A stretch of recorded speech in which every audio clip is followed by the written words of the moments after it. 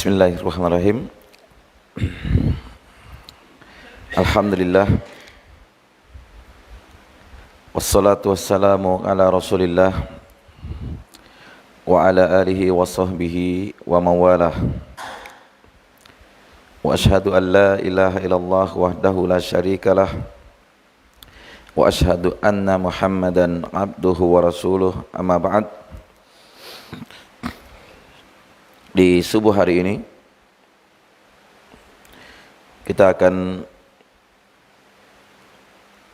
membacakan sebuah hadis dari Nabi sallallahu alaihi wasallam, yang mana hadis ini adalah wasiat dari Nabi kepada orang yang datang bertanya kepada beliau. Disebutkan di dalam Musnad Ahmad dan juga dalam Sunan Ibnu Majah, datang dari sahabat Abu Ayyub Al-Ansari radhiyallahu ta'ala anhu. Ya, Abu Ayyub berkata, ada seorang laki-laki menemui Nabi sallallahu alaihi wasallam. Lalu dia berkata, "Ya Rasulullah, idzni wa aujiz." Dia berkata, "Ya Rasulullah, berikanlah mau'izah kepadaku dan persingkat mau'izah tersebut." Di dalam riwayat lain, "Ya Rasulullah, alimni wa aujiz." Ajari saya dan persingkat pengajaran tersebut. Ya, mau'izah itu adalah nasihat yang mendalam, yang bisa dipahami dan masuk kepada yang mendengarkannya. Ini mau'izah. Maka dia datang kepada Nabi sallallahu alaihi wasallam, "Ya Rasulullah, idzni wa aujiz." Ya Rasulullah, berikanlah nasihat kepadaku dan persingkat nasihat tersebut. Ini menunjukkan kepada kita bahwa orang ini adalah orang yang baik dan dia menginginkan kebaikan. Karena dia datang kepada Nabi sallallahu alaihi wasallam meminta nasihat, dan dia berharap kalau nasihat tersebut dipersingkat. Apa tujuannya? Supaya nasihat itu mudah dipahami dan mudah diingat. Jadi nasihat itu tidak mesti juga terlalu panjang, tetapi dia singkat, mudah dipahami, dan mencakup kandungan yang sangat luas. Karena itu Nabi sallallahu alaihi wasallam, di antara kekhususan beliau adalah jawami'ul kalim. Artinya beliau mampu mengumpulkan ucapan-ucapan yang luas itu dengan ucapan yang ringkas. Ya, beliau mampu mengumpulkan apa? Sesuatu yang luas dengan ucapan yang ringkas. Ya, sedikit saja ucapannya tetapi mengandung makna yang luas, begitu. Itu yang disebut dengan jawami'ul kalim. Jawami itu artinya beliau mengumpulkan, al-kalim itu dari kalimat-kalimat. Maka orang ini datang kepada Nabi sallallahu alaihi wasallam, "Ya Rasulullah, berikanlah mau'izah kepadaku dan persingkatlah." Ini masalah nasihat itu penting sekali. Nasihat itu tidak hanya datang dari orang yang tinggi kepada yang di bawah, atau dari orang besar untuk orang kecil, tetapi nasihat tersebut kadang dibutuhkan dari orang yang di bawah kepada yang di atas, dan saling menasihati ini adalah bentuk dari jalan keselamatan.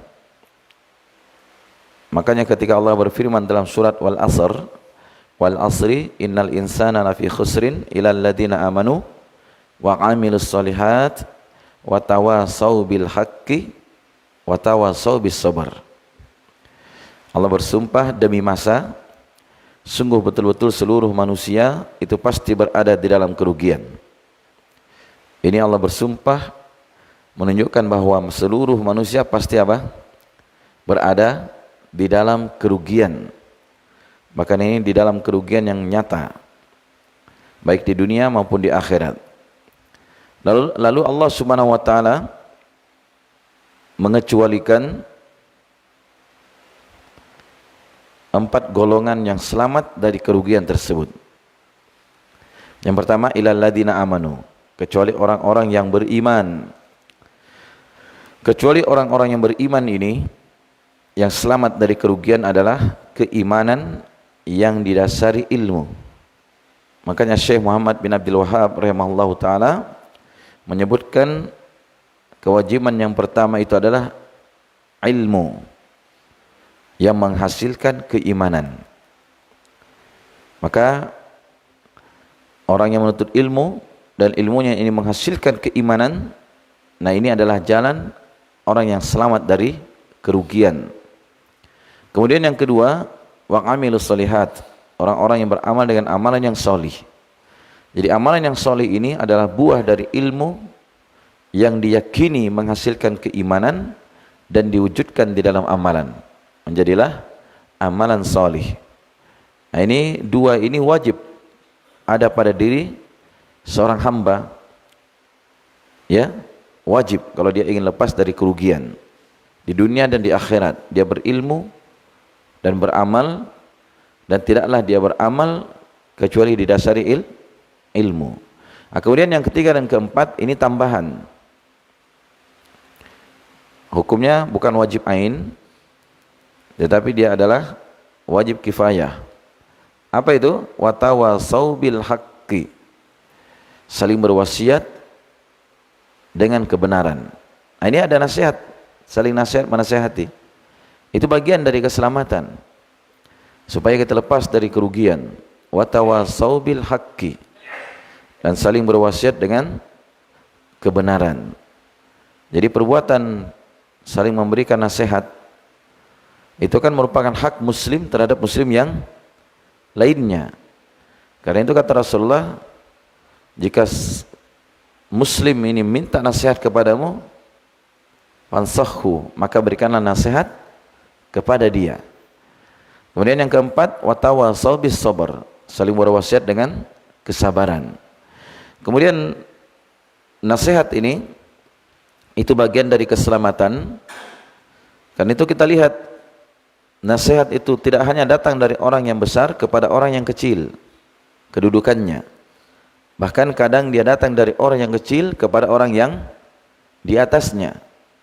Seperti kisah Nabi Musa alaihissalam di dalam Al-Quran. Beliau selamat itu karena ada yang memberikan nasihat kepada dia. Kisah ketika Nabi Musa memukul anak buahnya Fir'aun.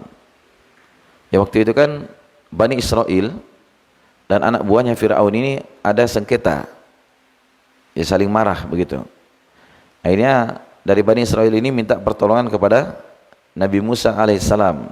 Waktu Nabi Musa lewat di situ, akhirnya Nabi Musa pukullah orang Fir'aun, 1 kali pukulan mati. Ini kuatnya itu Nabi Musa, ya, 1 kali pukulan apa? Mati. Nah, karena Nabi Musa itu di dalam riwayat Imam Muslim disebutkan dia memiliki kekuatan, dia pernah memukul batu, masuk bekas tangannya itu di mana? Di batu tersebut. Jadi ini kisahnya ketika Nabi Musa alaihissalam mandi telanjang. Ini kebiasaan Bani Israel waktu itu, mereka mandi telanjang di sungai, tetapi bersama di situ. Dan Nabi Musa alaihissalam ini, beliau mandi juga di sungai itu, tapi beliau menyendiri sendirian. Beliau menyendiri. Beliau mandi telanjang juga, cuma tidak berkumpul dengan Bani Israel. Maka di sini beliau sendiri, beliau buka semua pakaiannya dan beliau taruh di atas batu besar. Nah, dalam keadaan seperti ini beliau mandi, Maka Bani Israel ini menuduh beliau. Katanya, kenapa itu Nabi Musa tidak bersama kita? Langsung mereka tuduh, oh anunya itu, apa namanya ini, testisnya itu, katanya mungkin itu besar, kata mereka. Sehingga dia tidak mau berkumpul bersama kita. Nah, ini ya, asal tuduh saja. Maka setelah itu Allah Subhanahu wa taala ingin mensucikan nabinya, sehingga batu tadi yang ditempati pakaian itu lari. Nah, larilah batu ini membawa pakaian Nabi Musa alaihissalam menuju ke arah kerumunan Bani Israel yang mandi di sungai tadi. Lari ini batu. Maka Nabi Musa langsung bangkit, dia naik dari sungai ini, lalu dia kejar batu tersebut. Kata Nabi Musa, "Thawbi hajar, thawbi hajar." Pakaianku wahai batu, pakaianku wahai batu. Nah, pas di depan kerumunan orang-orang yang mandi di sungai tadi, batu itu berhenti. Setelah itu Nabi Musa ambil pakaiannya, kemudian dia pukul batu tersebut. Kata Abu Hurairah sekitar 6 atau 8 bekas pukulannya ini masuk ke dalam batu tersebut, berbekas. Ya mungkin kalau batu itu masih ada sekarang, itu sudah dijadikan jimat sama orang gitu. Ya kan? Sudah diusap-usap begitu. Katanya nih, lihat ini berkah. Atau dipecah-pecah dijadikan apa? Dijadikan batu cincin. Nah, ini tidak ada seperti itu ya. Hanya di sini apa? Allah Subhanahu wa taala ingin mensucikan nabinya. Nah, setelah mereka melihat ini, tuduhan mereka tidak benar, maka barulah mereka sadar bahwa apa yang mereka sangkakan kepada Nabi Musa alaihissalam itu tidak benar. Jadi yang kita inginkan di sini adalah tentang apa? Kekuatan Nabi Musa alaihissalam. Nah, di sini hadis ini terdapat penjelasan tentang bolehnya mandi tanpa pakaian, tetapi apa? Tidak di depan manusia. Ya, kalau kita mandi dalam kamar mandi misalnya, atau kita mandi di sungai kita sendirian, tapi hati-hati juga ya. Zaman sekarang itu biar sendirian, tapi CCTV itu banyak sekali. CCTV apa? Banyak sekali. Oh, di mana-mana ada. Hati-hati. Sungai kita misalnya di sungai, ternyata ada CCTV tetangga. Nah, itu hati-hati juga. Ya, kecuali kita di dalam hutan sana sendirian, kita tidak punya pakaian lain lagi. Kalau kita basahi, maka tidak ada yang kita pakai. Maka tidak apa-apa, dia mandi telanjang, asal auratnya terjaga. Maka lihat ya, Nabi Musa alaihissalam tadi apa? Dia pukul siapa? Batu tadi sampai masuk tangannya. Dan disinilah ketika dia memukul anak buahnya Fir'aun, satu kali pukul is dead. Ya, mati dia. Dan ini juga yang pernah memukul siapa? Malaikat maut. Ya, malakul maut. Ketika malakul maut itu mau mencabut nyawa dari Nabi Musa alaihissalam, langsung Nabi Musa hantam mukanya sampai keluar menyembul matanya. Kemudian dia kembali menghadap kepada Allah, ya Allah katanya, engkau utus saya untuk mencabut orang yang tidak mau mati? Begitu. Makanya Allah Subhanahu wa taala apa? Perintahkan kepada Nabi Musa taruh tangannya di atas apa namanya? Sapi begitu. Akhirnya bekas telapak tangannya ini sehitungan bulu di situ, dia setelah itu meninggal dunia. Ini Nabi Musa alaihi salam. Paham ya? Maka ketika dia memukul anak buahnya Firaun ini mati, maka dia ini merasa ketakutan. Ya taraqqab, dia menunggu apa yang terjadi pada dirinya. Maka setelah itu pun bergegaslah dari Bani Israel ini, bergegas menemui beliau. Dia dari kota ini, dia datangi Nabi, dari jauh dia datangi Nabi Musa alaihissalam. Dia kabarkan bahwa al-mala' itu pembesar Fir'aun itu mereka sudah musyawarah untuk membunuh dia. Makanya dia katakan kepada Nabi Musa, pergilah kamu dari negeri ini, wa inni laka minan nasihin. Nah, ini dia katakan, pergilah kamu dari negeri ini, karena sesungguhnya saya ini untukmu adalah bagian dari seorang penasehat. Bagian dari apa? Penasehat. Nah, setelah mendengar nasihat ini pun Nabi Musa meninggalkanlah negeri itu, sehingga dia selamat dari pembunuhan. Bayangkan ya, anak buah Fir'aun satu kali dia pukul mati. Akhirnya para pembesar tadi, mereka berembuk, musyawarah, sepakat untuk membunuh Nabi Musa alaihissalam. Nah, makanya seseorang yang tadi datang kepada Nabi Musa mengatakan, sesungguhnya pembesar-pembesar Fir'aun itu sudah berkumpul untuk membunuh kamu. Karena itu pergilah kamu dari negeri ini. Wa inni laka minan nasihin. Sesungguhnya saya itu tergolong dari orang-orang yang memberikan nasihat kepadamu. Ini yang memberi nasihat ini siapa? Orang yang derajatnya lebih rendah daripada Nabi Musa alaihissalam. Jadi nasihat itu tidak mesti harus dari orang yang berkedudukan kepada orang yang di bawahnya. Ya kadang nasihat itu dari bawah kepada orang yang di atas. Hanya di dalam memberikan nasihat itu punya aturan dengan hikmah, pas tepat waktunya, melihat kondisinya. Jelas ya? Ya begitu orang memberikan nasihat. Akan memberikan nasihat orang lagi pusing, nah ini bisa berbahaya ini. Memberikan nasihat itu melihat kondisi. Nah, itu yang disebut dengan hikmah di dalam memberikan nasihat. Kalau memberikan nasihat ini juga berulang kali yang membuat orang itu pusing, maka itu dihindari. Jadi melihat kondisi di mana pada keadaan yang tepat di dalam memberikan nasihat tersebut dengan hikmah dan melihat situasi. Ya, kalau kita mendatangi orang yang sementara mabuk, datang kita berikan nasihat bahwa ini mabuk, ini haram, kamu makhluk minum ini masuk neraka, kira-kira apa yang terjadi? Oh, kita dipukul sama botol nanti. Paham ya? Begitu. Baik, jadi ini tentang nasihat, dan nasihat ini adalah bagian dari keselamatan. Makanya orang ini datang kepada Nabi sallallahu alaihi wasallam mengatakan, "Ya Rasulullah, berikanlah mau'izah." Itu nasihat yang mendalam kepadaku, wa aujiz, dan persingkatlah nasihat tersebut. Persingkatlah nasihat tersebut. Kemudian Rasulullah SAW memberikan nasihat kepada dia dengan 3 nasihat atau 3 wasiat. Kata beliau, idza kumta fi shalatik fasalli salata muwaddi'.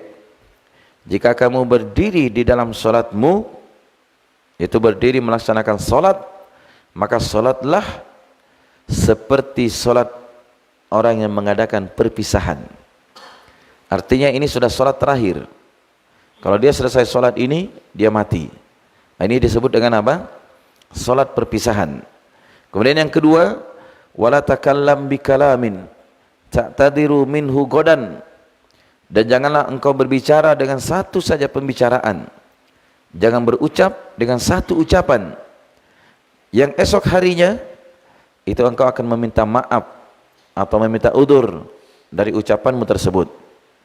Nah, ini wasiat yang kedua untuk menjaga lisan. Ini lisan jangan sembarang ucap. Dipikir dulu baik-baik akibatnya. Kalau kita berbicara dengan satu kalimat pun ini dijaga. Jangan sampai membahayakan seorang hamba dengan ucapannya. Kemudian yang ketiga, wa ajmi'il ya'as mimma fi aidin nas, dan kumpulkanlah keputusasaanmu terhadap apa-apa yang berada di tangan manusia. Artinya apa di sini? Jangan berharap kepada manusia. Jangan berharap dengan apa yang ada di sisi manusia, tetapi fokus dia berharap hanya kepada Allah Subhanahu wa ta'ala. Jadi dari nasihat ini Rasulullah SAW memberikan kepada dia 3 perkara saja. Yang pertama itu kalau dalam menunaikan hak Allah, yaitu sholat. Ya. Kemudian yang kedua, Nabi memberikan nasihat untuk apa? Untuk menjaga lisan. Jangan sembarang berucap. Karena ini akan dimintai pertanggungjawabannya. Kemudian yang ketiga, beliau mendidik atau memberikan nasihat agar dia bertawakal hanya kepada Allah saja. Yang pertama tadi apa? Amalan seluruh anggota tubuh, sholat kan? Yang kedua, lisan. Dan yang ketiga, hati. Jadi hati itu bergantungnya hanya kepada Allah. Ini yang Nabi berikan nasihat di sini. Dia menunaikan hak Allah, kemudian dia menjaga lisannya, Jangan sembarang berucap. Dan yang ketiga, dia fokus harapannya hanya kepada Allah Subhanahu wa taala saja. Tidak berharap terhadap apa yang berada di sisi makhluk. Nah, ini 3 perkara, ini jalan keselamatan ini. Nabi berikan nasihat yang singkat, tetapi ini kalau diurai mengandung kandungan yang sangat dalam dan sangat luas. Karena Nabi tadi diberikan oleh Allah apa? Jawami'ul kalim. Jawami' yang mengumpulkan. Al-kalim itu kumpulan dari kalimat-kalimat. Jadi kalau kalimat itu kan satu kata. Nah, kalau kalam itu susunan kata-kata ini menjadilah kalam dalam bahasa Arab. Misalnya kita katakan guru datang. Atau dikatakan jika guru datang. Ini kan apa? Kalimatnya. Dipahami atau tidak? Tidak dipahami. Nah, kalau kalam itu tidak terpahami. Jika guru datang, maka murid-murid menjadi diam. Lengkap kan? Ini apa namanya? Kalam. Nah, kalam ini kalau terkumpul kalam itu disebut kalim. Paham? Tersebutkah kalim? Nah, ini kan makin banyak kan ya, makin luas.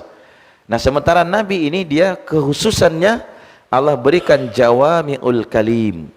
Dia mampu mengumpulkan kalim tadi, ya, kumpulan kata-kata yang kalimat yang terkumpul banyak, beliau kumpulkan tapi dengan ucapan yang singkat. Paham? Nah, itu namanya jawami'ul kalim. Ya, tidak sama ya seperti orang-orang sebagian sekarang ini banyak bicara tetapi tidak ada maknanya. Itu orang bilang tong kosong nyaring bunyinya. Kalau orang terdahulu seperti Nabi, para sahabatnya, tabi'in dan para ulama-ulama terdahulu, mereka ucapannya ringkas, singkat, tetapi kandungannya dalam. Begitu. Nah, ini yang harus diperhatikan di sini. Ketika dia berucap, tetapi ucapan ini mengandung makna yang luas. Makanya Nabi SAW ketika orang ini meminta nasihat, yang pertama apa? Kata beliau, idza kumta fi salatik fasalli salata muwaddi'. Jika kamu berdiri tegak, jika kamu berdiri di dalam salatmu, jadikanlah salat ini salat perpisahan. Jelas ya? Salat perpisahan. Nah, ini menunjukkan kepada kita apa? Menjadikan salat itu dia perbaiki di dalam menunaikannya. Nabi menasihatkan kepada orang yang melakukan salat untuk merasa bahwa salatnya ini adalah salat terakhir bagi dia. Seperti orang yang mau dieksekusi mati. Sudah, silakan salat dulu. Setelah dia selesai salat, ditembak. Nah, ini namanya salat apa? Perpisahan. Kira-kira kalau kita melakukan salat ini adalah salat terakhir, maukah kita bermain-main? Tidak kan? Ini penuh konsentrasi. Dia lakukan sebaik mungkin, dia bacaannya sebaik mungkin, harapannya betul-betul sebaik mungkin kepada Allah, dan dia betul-betul berharap kalau salatnya ini pasti diterima. Seperti itu. Makanya seperti inilah harusnya seseorang itu ketika dia melakukan salat, jadikan salatnya ini seakan ini salat perpisahan, salat terakhir. Itu ya, bahwa yang dikatakan perpisahan itu tidak didapati pada keadaan yang lainnya. Seperti yang lumrah juga, ketika orang itu berpisah, oh ini terjadi apa? Sesuatu yang betul-betul dia fokus dan memperhatikan perkara itu. Jadi maklum ya bahwa salat ini adalah sesuatu yang pertama kali akan dihisab pada hari kiamat. Pernah kita bacakan hadisnya, kata Nabi SAW apa? Bahwasanya amalan yang pertama kali akan dihisab pada seorang hamba yaumal qiyamah, pada hari kiamat apa? Salatuhu, salatnya. Wa idza saluhat, apabila baik salatnya, maka dia akan selamat dan dia akan beruntung. Ini kalau baik solatnya. Wa idza fasadat, apabila rusak solatnya, faqad khaba wa khasira, maka dia celaka dan dia pasti merugi. Ini kalau rusak solatnya ini. Ini yang dihisab pada hari kiamat pertama kali adalah solat. Karena solat ini dia adalah rukun Islam dan dia adalah apa? Yang diterima langsung oleh Nabi dari Allah tanpa perantara Jibril. Diterima di tempat yang paling tinggi yang pernah dicapai oleh manusia. Ini menunjukkan keagungan solat. Karena itu seagung-agung, semulia-mulia amalan anggota tubuh itu adalah solat. Maka siapa yang meninggalkan solat, maka solat ini kata Nabi apa? Dia adalah pembeda antara keislaman dan kekafiran. Makanya para sahabat Nabi menghitung, tidaklah kami menghitung sesuatu yang paling bisa menyebabkan orang itu keluar dari Islam kecuali meninggalkan solat. Ini banyak ya hadis-hadis tentang ini. Jadi ini yang pertama, jika kamu berdiri di dalam solatmu, maka solatlah seperti solat perpisahan. Makanya jangan sampai ketika kita berjumpa dengan Allah Subhanahu wa taala tetapi kita tidak melakukan solat. Makanya kata Abdullah bin Umar, andaikan saya betul-betul mengetahui ada satu solat saya atau satu sujud saya yang betul-betul Allah terima itu, dan satu dirham dari sedekah saya yang memang betul-betul Allah terima, atamanna an amuta ba'da dzalik, maka saya berangan-angan untuk mati saja setelah itu. Kenapa? Sebab Allah berfirman, kata beliau, innama yataqabbalullahu minal muttaqin, hanyalah Allah itu menerima dari orang-orang yang bertakwa saja. Jadi itu Allah terima amalannya dari orang yang bertakwa. Nah, ini masalah solat ini, jangan diremehkan. Ya, ketika seorang hamba berani meninggalkan solat, berapa besar gajimu, ya kan? Berapa besar pendapatanmu? Yang memberikan rezeki kepadamu itu siapa? Yang engkau sembah. Paham ya? Yang engkau sembah. Karena itu sebab orang itu meraih rezeki itu dengan dua sebab. Yang pertama adalah sebab diniyah, itu sebab keagamaan. Jika dia perbaiki ketakwaannya, dia perbaiki ibadahnya, ini sebab Allah mendatangkan rezeki kepada dia dengan mudah. Kemudian yang kedua, itu adalah sebab yang diusahakan dengan dia bekerja. Maka sebab yang paling pokok agar rezeki itu mudah datang kepada dia adalah sebab apa tadi? Keagamaan. Paham? Itu dia mendekatkan diri kepada Allah Subhanahu wa taala. Kemudian yang kedua di sini, dia diberikan wasiat oleh Nabi sallallahu alaihi wasallam dengan apa? Wala takallam bikalamin ta'tadiru minhu godan. Janganlah engkau berbicara dengan satu pembicaraan, esok harinya engkau akan meminta udzur. Apa maksudnya? Yaitu untuk menjaga lisan. Karena lisan ini adalah hal yang paling berbahaya bagi manusia. Ingat, lisan apa saya katakan tadi? Yang paling berbahaya bagi manusia. Makanya kata orang Indonesia, memang lisan tak bertulang. Gampang sekali dia bergerak mengeluarkan suara. Gampang sekali lisan ini mencerca. Kalau dia tidak berani lawan orang itu, oh tapi kan mulutnya ngomel terus. Walaupun dia tidak berani melawan orang misalnya. Kalau dia sudah marah, apalagi perempuan kalau sudah marah, satu kita bicara 1000 dia. Begitu. Sebagian juga, tidak semuanya juga perempuan. Cuma rata-rata begitu. Ya kan? Rata-rata. Kita baru bicara, bagaimana ini? Apa kau bilang? Wah, sudah selesai urusan. Tidak mau dia kalah. Apalagi di jalan raya, nyata-nyata dia salah, sudah diomeli kita. Iya. Makanya perempuan itu masuk neraka karena lisan. Karena apa? Karena lisan. Cepatnya mereka masuk neraka karena lisan.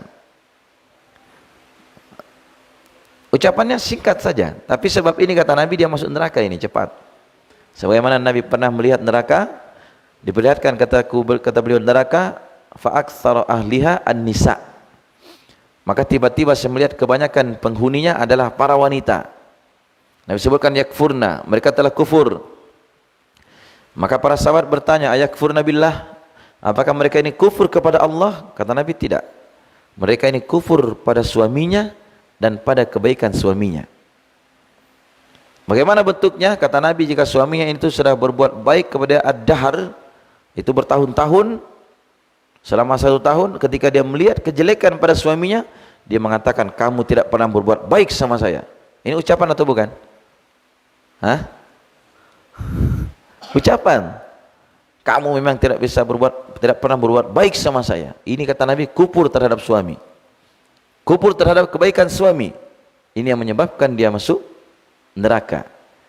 Ketika hari raya, Nabi pernah khutbah hari raya, setelah itu beliau mendatangi kerumunan manusia. Apa? Kerumunan wanita. Nabi perintahkan kepada mereka, ya ma'syaron nisa, wahai para wanita, tasaddaqna, bersedekahlah kalian. Sesungguhnya saya melihat kebanyakan dari kalian itu apa? Penghuni neraka. Dan tidak ada dari kalian ini kecuali orang yang kurang agama dan kurang akal.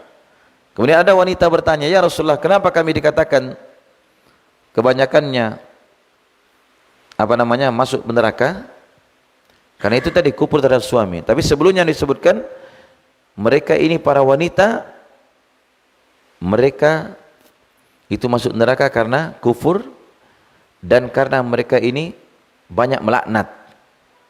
Jelas ya? Tuksirna la'an kata Nabi.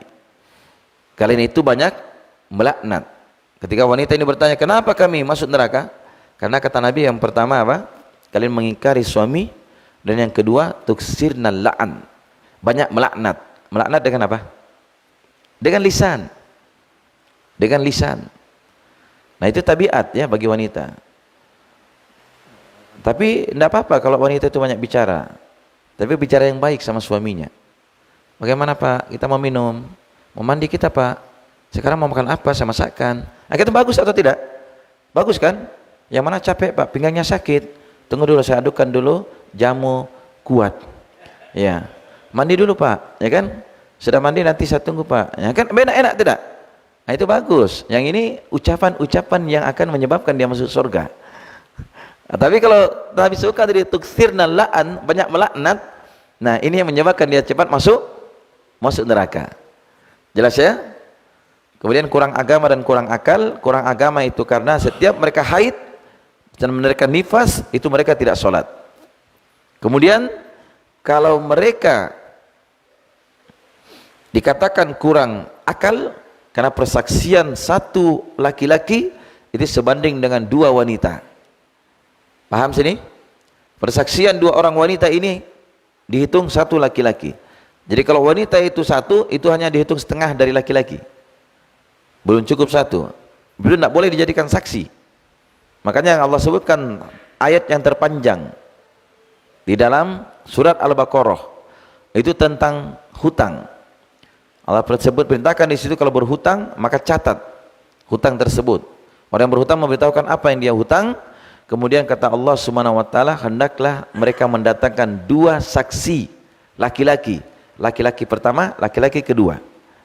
Kalau Allah sebutkan lagi, kalau tidak ada laki-laki 1, maka dengan 2 wanita. 1 laki-laki, 2 wanita. Wanita ini dinilai persaksiannya setengah dari laki-laki. Paham ya? Jadi kalau voting suara, wanita ada 10 di situ. Kami ini 10. Laki-laki 6, mana yang menang? Hah? Menang 6. Kalau 6 kali 2 berapa? 12. Nah ini perempuan 10. Itu kalau dalam Islam. Ya, tapi saya tidak tahu ya kalau orang menganggap yang lebih banyak lebih menang, itu lain masalah. Tapi ini hukum dalam Islam begitu. Kalau dijadikan saksi. Paham ya? Nah kemudian perhatikan masalah menjaga lisan ini. Dikatakan jangan sampai engkau meminta maaf esok harinya. Esok hari ini mencakup 2. Esok hari setelah hari ini Artinya di hari ini berucap begini, besok hari dia menyesal. Dia sesali ucapannya. Kemudian dia meminta maaf, meminta udzur. Saya tidak sengaja kemarin berucap begini, saya begini-begini. Kan begitu? Atau biasanya lebih parah ini, lisan jempol. Di Facebook kan, kalau ada masalah dia celah. Ketika ketahuan dia tangkap, mohon maaf tidak sengaja saya. Begitu. Menyesalah di situ. Nah ini yang dijaga kata Nabi. Wala takallam bikalamin, jangan kamu berbicara dengan satu pembicaraan. Ta'tadiru minhu godan. Esok hari kamu meminta maaf dari ucapanmu tadi. Esok hari ini bisa mencakup besok setelah hari ini, yaitu di dunia ini, dan bisa juga mencakup besok itu setelah di dunia ini, yaitu ketika dia telah berada di negeri akhirat. Di situ baru dia menyesal, baru dia menyesali ucapan yang menyebabkan dia masuk neraka. Kenapa demikian? Sebab seorang hamba itu ketika dia berucap satu kalimat saja, kadang menyebabkan dia masuk neraka antara timur dan barat. Pernah kita ukur antara timur dan barat jauhnya? Nah, ini saja jauhnya Tarakan dari ujung ke ujung, coba ukur. Ini antara timur dan barat. Nabi SAW bersabda, innal adda la yatakallamu bil kalimah ma yatabayyanu ma fiha yazillu finnar ab'ada mimma bainal masyriqi wal maghrib. Sesungguhnya seorang hamba, dia berucap dengan satu kalimat. Berapa banyak kalimatnya? Satu kalimat. Ya. Yatakallamu bil kalimat, kata Nabi, dengan satu kalimat. Ma yatabayyanu ma fiha, satu kalimat yang dia ucapkan ini tadi, dia belum perjelas. Dia belum pahami juga, belum jelas juga dia, tapi dia ucapkan untuk orang lain.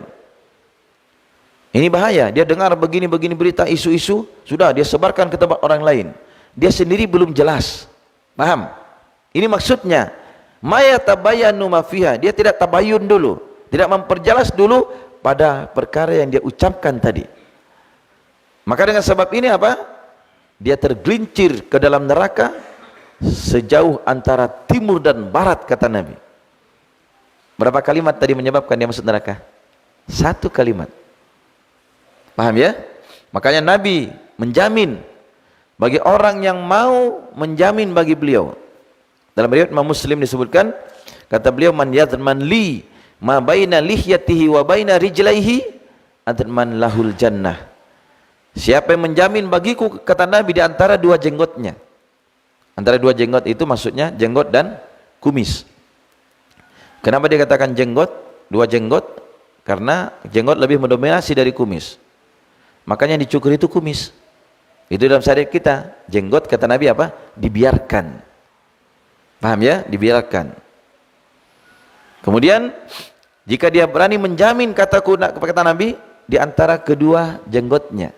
Maksudnya menjaga lisan. Dia jaga lisannya. Dan dia menjamin bagiku, kata Nabi, yang berada di dua kakinya. Maksudnya di antara dua kakinya itu, menjaga kemaluannya. Nah, siapa yang menjamin bagi Nabi? Dia jaga lisannya, dia jaga kemaluannya. Atman lahul jannah, saya jamin bagi dia surga, kata Nabi. Lihat ya, kalau ada sesuatu itu jaminannya surga, menunjukkan perkara ini ada perkara yang sangat agung. Bukan perkara yang mudah diremehkan. Ini masalah ucapan. Bahkan ucapan ini Allah berfirman dalam Al-Quran apa? Ma yalfidu min qaulin illa ladaihi raqibun atid. Tidak ada satu kalimat yang dia ucapkan kecuali di sisinya itu ada raqib dan atid. Raqib dan atid ini sifat dari dua orang malaikat yang mencatat kebaikan dan mencatat keburukan. Semua tercatat. Karena itu jangan sampai ketika kita dibangkitkan nanti di padang mahsyar, didatangkan catatan amalan kita, semua tercatat di situ. Semua tercatat amalan kita dari ucapan dan sebagainya. Makanya di sini bisa membuat orang menyesal. Jelas ya? Makanya Rasulullah mengingatkan kepada kita, man kana yu'minu billah wal yaumil akhir falyakul khairan aw liyasmut. Ini hadis Bukhari Muslim. Kata Nabi, barang siapa yang beriman kepada Allah, ini diagungkan Allah, dan dia beriman kepada hari akhir, dia yakin hari akhir nanti ada balasan. Apa yang harus dilakukan? Falyakul khairan, maka hendaklah dia berbicara yang baik atau diam saja. Maka di sini kata para ulama, kalau dia tidak bisa berbicara yang baik, diam. Jangan sembarang bicara, apalagi komentar terhadap perkara yang dia sendiri tidak paham. Nah, ini hati-hati lisan. Karena itu orang kalau sudah sakit hati, nerocos kata orang keluar di mulutnya, sembarang dia, nggak tahu apa yang dibicara. Sembarang juga menuduh sana sini, sana sini, sana sini. Ini dipertanggungjawabkan. Makanya Nabi SAW mengingatkan apa tadi? Wala takallam bikalamin. Jangan kamu berbicara dengan satu pembicaraan yang esok harinya engkau akan meminta udur. Paham ya? Apalagi termasuk yang sifatnya tuduhan, menuduh. Ini dosa antara dia dengan manusia. Ya, Nabi sebutkan itu pada hari kiamat, orang yang datang hari kiamat dia membawa solatnya, puasanya, zakatnya, tapi dia datang juga pada hari kiamat qad syatama hada, dia telah mencerca si ini, wa qadaba hada, dia telah menuduh si ini. Nanti datang orang menuntut kepada dia, dia berikan kebaikannya pada orang itu, dia berikan kebaikannya pada orang itu. Kalau sudah habis kebaikan dia, diambillah dosa-dosa orang, dipikulkan kepada dia. Itu kan bangkrut pada hari kiamat. Bangkrut pada hari kiamat. Makanya Nabi kalau ada orang minta nasihat, kata Nabi, ini, jaga ini. Nabi tunjuk ini, jaga lisan. Itu saja. Makanya di sini ada perkara yang hendaknya kita perhatikan bersama. Masalah lisan. Jelas ya? Masalah lisan.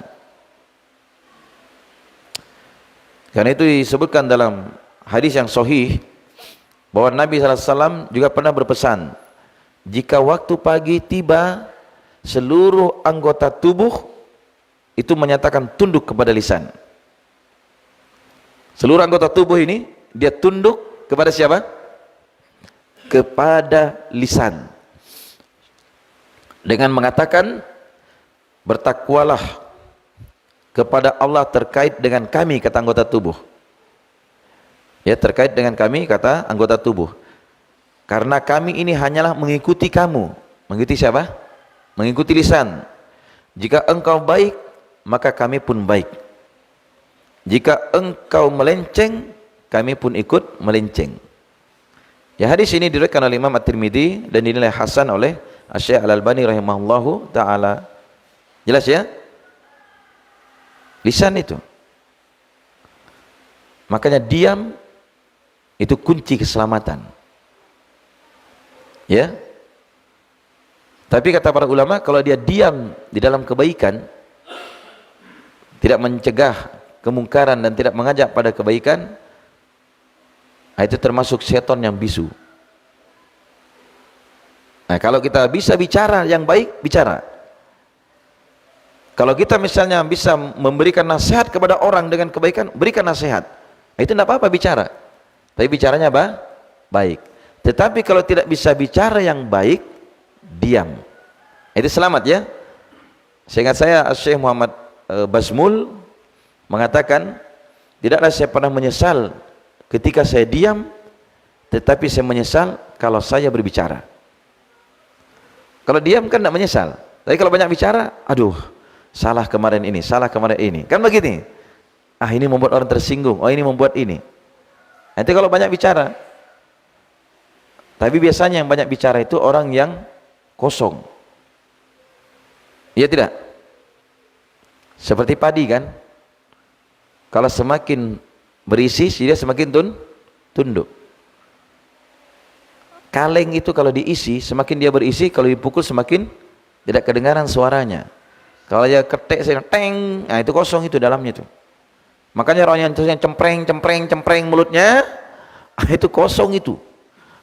Jelas. Orang yang sok hebat bicara itu, itu kosong itu. Hati-hati ya. Tapi kalau orang yang bagus itu, ketika dia bicara, ini pembicaranya berat. Maksudnya apa? Berisi pembicaraannya.